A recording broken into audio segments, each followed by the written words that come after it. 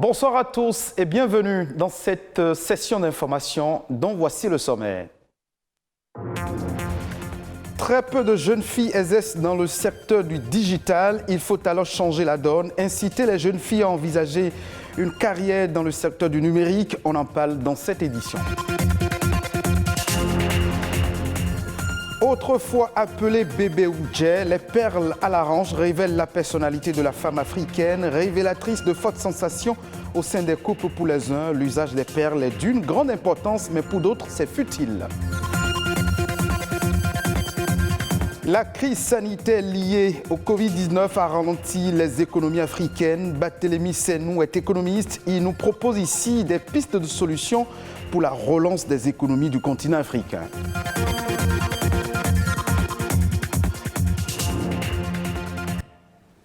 Face à une recrudescence des cas de Covid-19 avec des pertes en vies humaines, le Conseil des ministres a décidé de rendre obligatoire la vaccination contre le Covid-19 pour le personnel médical, paramédical, pharmacien, aide-soignant, de même que le personnel administratif des formations sanitaires publiques et privées, comme pour le personnel des officines pharmaceutiques.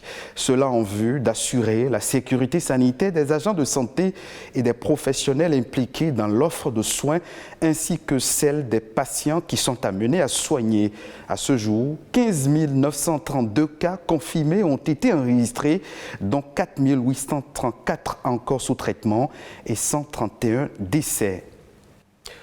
On parle à présent de la relance des économies africaines face à la crise sanitaire liée au Covid-19, 2,6%. Ce chiffre marque le niveau de la récession qu'a enregistré l'Afrique en 2020, alors que les prévisions tablaient sur une croissance de près de 4%. À la base de cette récession, la crise sanitaire liée au Covid-19 dont l'Afrique a ressenti de plein fouet les impacts économiques. Barthélémy Senou est économiste. Il nous propose ici des pistes de solutions pour la relance des économies du continent qui se révèlent de plus en plus comme une terre d'opportunités.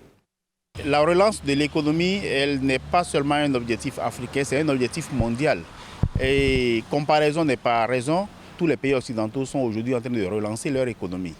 Et sur quoi ces pays s'appuient-ils pour relancer leur économie? Nous sommes encore dans la crise. Le souhait est que nous en sortions définitivement. Alors, généralement, les instruments de relance des économies, c'est notamment l'instrument monétaire et l'instrument budgétaire. Mais malheureusement, aussi bien l'instrument monétaire que l'instrument budgétaire, leur utilisation, ça pose des problèmes dans les pays africains. Nous n'avons pas un instrument monétaire parce que nous n'avons pas de monnaie. Nous n'avons pas une monnaie sur laquelle nous pourrons nous appuyer pour pouvoir relancer notre économie.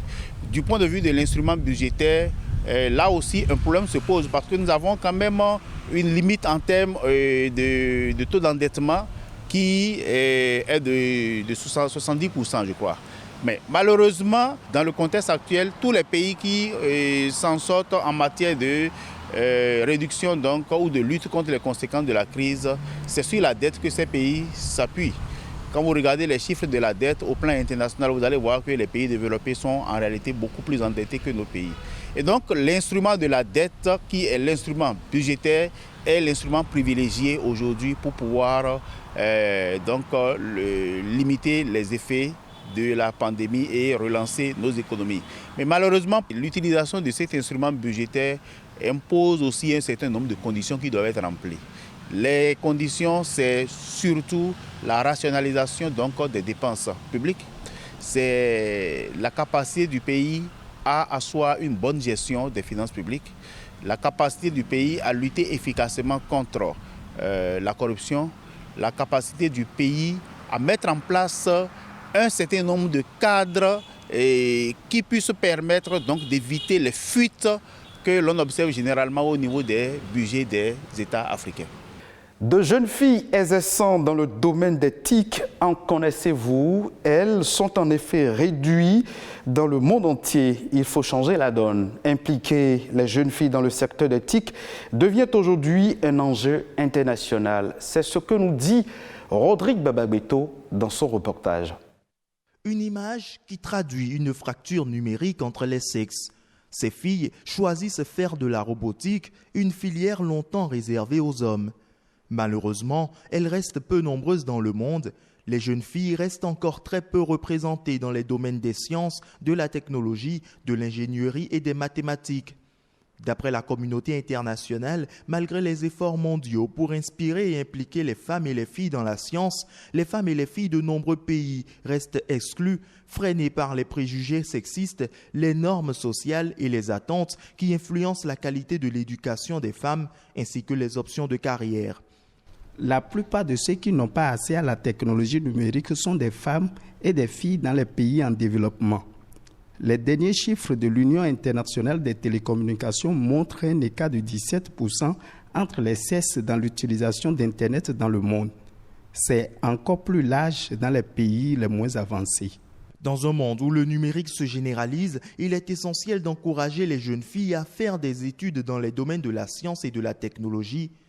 L'Union internationale des télécommunications UIT s'engage fortement en faveur de l'autonomisation des jeunes filles du monde entier afin qu'elles puissent acquérir des compétences numériques et poursuivre une carrière portée par les technologies. Imaginez un futur où chaque enfant et chaque jeune, quel que soit son sexe, ait les mêmes chances d'accès et de formation en vue de tirer parti des possibilités illimitées qu'offrent les TIC et qu'ils soient encouragés dans cette démarche. En dotant les jeunes filles des outils pour explorer le monde des technologies, animées par leur curiosité et leur imagination, nous pouvons stimuler des solutions innovantes qui font appel au TIC pour relever certains des plus grands défis de notre époque. Le Bénin, désireux depuis 5 ans d'être le hub du numérique dans la sous-région, met également en place de nombreuses actions aux fins d'impliquer les jeunes filles et les amener à être passionnées des TIC. De nombreuses jeunes filles sont sensibilisées au principe du codage et aux nombreux métiers qu'offre le numérique. La sous-représentation des femmes dans les emplois des TIC reste l'un des obstacles à la réalisation de l'égalité des sexes partout dans le monde, qui est un élément clé du programme de développement durable à l'horizon 2030 des Nations Unies. En Afrique, les perles portées à la hanche constituent un outil de séduction et tracent la silhouette de la femme africaine. Outre la lingerie extra-sexy, le port des perles à la taille va au-delà de l'arme de séduction qu'on lui attribue trop souvent. Pour savoir quelle est la vraie signification du port des perles à la hanche, une équipe de notre rédaction a fait un tour dans le marché d'Antokpa et dans quelques rues de Cotonou pour recueillir l'avis des Cotonois sur l'usage des perles à la hanche. Rodrigue Blondoumain et Mila Zopota. Les perles, objet de séduction qui dessine le corps de la femme africaine. Son usage à la hanche est un appât pour séduire les hommes. Pour ses atouts naturels incontestables, nombreuses femmes africaines optent pour le port des perles de hanche. Un attirail qui a traversé les âges, mais n'a rien perdu de son charme. Les femmes doivent porter les perles parce que pourquoi? L'homme ne peut pas rester simple et la femme aussi doit rester simple, c'est pas bon. Il y a des gens qui aiment les grosses perles, il y a des perles comme ça, qu'ils aiment à le porter au rein pour faire exciter leur mari dans la chambre. Moi, personnellement, quand une femme porte les perles, ça m'excite beaucoup. Et moi, quand je vois une femme qui ne porte pas les perles, on dirait que je suis devant un homme comme moi. Donc j'aime beaucoup les perles, je les apprécie. Pour cette psychologue, les perles sont des objets de mise en valeur de la sensualité et de la féminité. Il en existe de différentes formes et de différentes couleurs.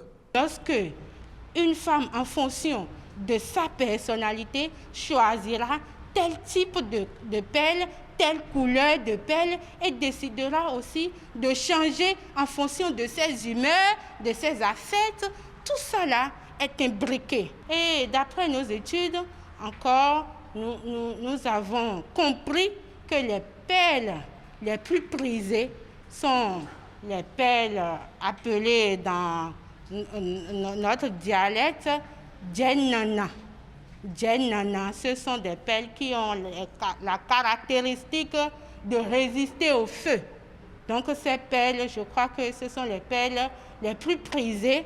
En dehors des perles djennana, il y a les bébés djé.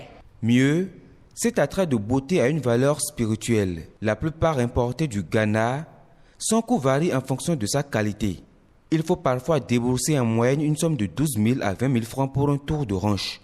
Dans certaines familles, sa commercialisation se transmet de génération en génération. Les perles, dans leur diversité, ont donc tout un sens. Une femme qui porte des perles et puis ça pèse sur ses reins, avant que la femme là va avoir les maux de reins, vraiment ce serait difficile.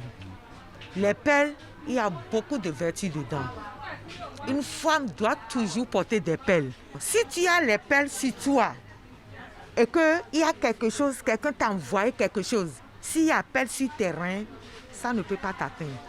Pour des personnes averties, les perles sont de véritables outils de séduction. Elles feraient voyager dans un monde érotique où le beau est le seul maître de la conquête du cœur.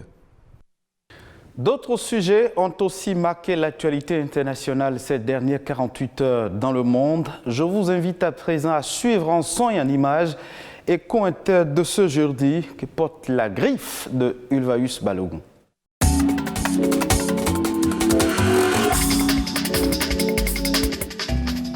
Moins de la moitié de la population mondiale bénéficie d'une protection sociale. C'est ce qu'indique le dernier rapport de l'Organisation internationale du travail sur l'état de la protection sociale dans le monde, publié ce mercredi 1er septembre. Plus inquiétant, 4,1 milliards de personnes ne bénéficient d'aucune protection. Les analystes de l'Organisation internationale du travail ont passé au crible l'accès aux soins de santé, les retraites, le chômage en cas de maladie, d'invalidité, d'accident du travail ou encore de maternité. L'organisation rappelle que sans protection sociale, la pauvreté risque de nouveau d'augmenter en raison des conséquences économiques dévastatrices du Covid-19. Cette année, le transport maritime est en surchauffe. Les armateurs commandent des porte-conteneurs comme de petits pains. Effet collatéral de la pandémie et des turbulences qu'elle a provoquées sur l'économie mondiale. Deux raisons essentielles à ce phénomène. D'une part, les consommateurs, en particulier dans les pays occidentaux, reportent une partie de leurs dépenses sur des biens de consommation au détriment des services toujours affectés par la crise. D'autre part, cette tension sur le fret est relative au fait que de nombreuses sociétés avaient réduit leurs commandes lors des premiers mois de la pandémie, les échanges étant quasiment mis à l'arrêt. Désormais donc, ces entreprises cherchent à reconstituer leur stock. À cause du dérèglement climatique, la production de miel devrait être particulièrement basse en 2021. En effet, les 6 premiers mois de l'année ont été entre autres marqués par la sécheresse et les incendies qui ont ravagé la végétation et des forêts entières, ainsi que de fortes gelées au printemps qui ont freiné la floraison et le développement des colonies d'abeilles. Ensuite, les pluies excessives des mois de mai et juin ont réduit la production de nectar et empêché les abeilles de sortir des ruches. Fait exceptionnel, cette pénurie de miel contraint les apiculteurs à nourrir les abeilles avec du sucre et du sirop de glucose. Un contexte qui pourrait favoriser une hausse du prix du miel sur le marché mondial. Sur le continent africain, la récolte de coton qui va débuter courant septembre s'annonce record et lucrative grâce à des surfaces et des volumes qui augmentent dans un contexte de prix favorable. Non seulement les producteurs ont augmenté les surfaces de culture, mais ils bénéficient de prix garantis par les États qui sont meilleurs que ceux de l'année dernière, ce qui les protège des aléas du marché mondial. La qualité et la transformation sont les défis majeurs de la filière coton en Afrique, car 98% de la production est toujours exportée en fibre sans être filée sur place.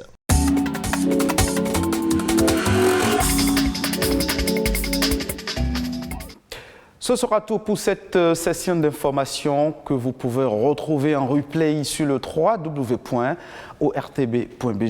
Merci de votre fidélité.